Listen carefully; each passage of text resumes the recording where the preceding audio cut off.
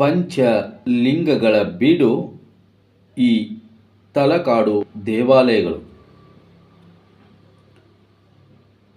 ಗಂಗರಸರ ರಾಜಧಾನಿಯಾಗಿದ್ದ ತಲಕಾಡು ಕ್ಷೇತ್ರವು ಪುರಾಣ, ಇತಿಹಾಸ ಮತ್ತು ನೈಸರ್ಗಿಕ ಸೌಂದರ್ಯಗಳ ಅಪೂರ್ವ ಸಂಗಮ. ಪಂಚಲಿಂಗ ದರ್ಶನದಿಂದ ಪ್ರಸಿದ್ಧಿ ಪಡೆದಿದೆ.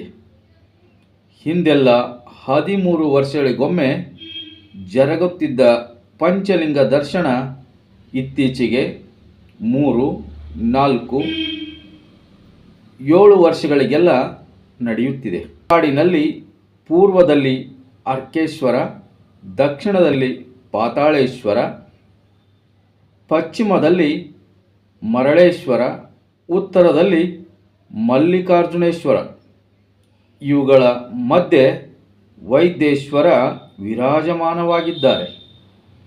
ಇದು ಎಲ್ಲಿದೆ ಅಂದರೆ ವೈದೇಶ್ವರ, ಪಾತಾಳೇಶ್ವರ, ಮರುಳೇಶ್ವರ ದೇವಾಲಯಗಳು ತಲಕಾಡಿನಲ್ಲಿ ಇದೆ.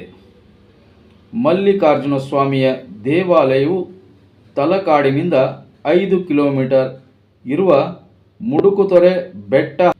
ಅರ್ಕೇಶ್ವರ ದೇವಾಲಯವು ತಲಕಾಡಿನಿಂದ ಪೂರ್ವಕ್ಕೆ 5 ಕಿಲೋಮೀಟರ್ ದೂರದಲ್ಲಿದೆ. ವಿಜಯಪುರ ಗ್ರಾಮದ ಬಳಿ ಇವೆ.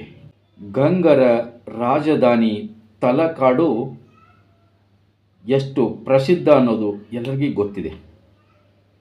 ಒಂದು ಬಾರಿ ಹೋಗಿ ಪಂಚಲಿಂಗಗಳ ದರ್ಶನ ಪಡೆದು ಬನ್ನಿ.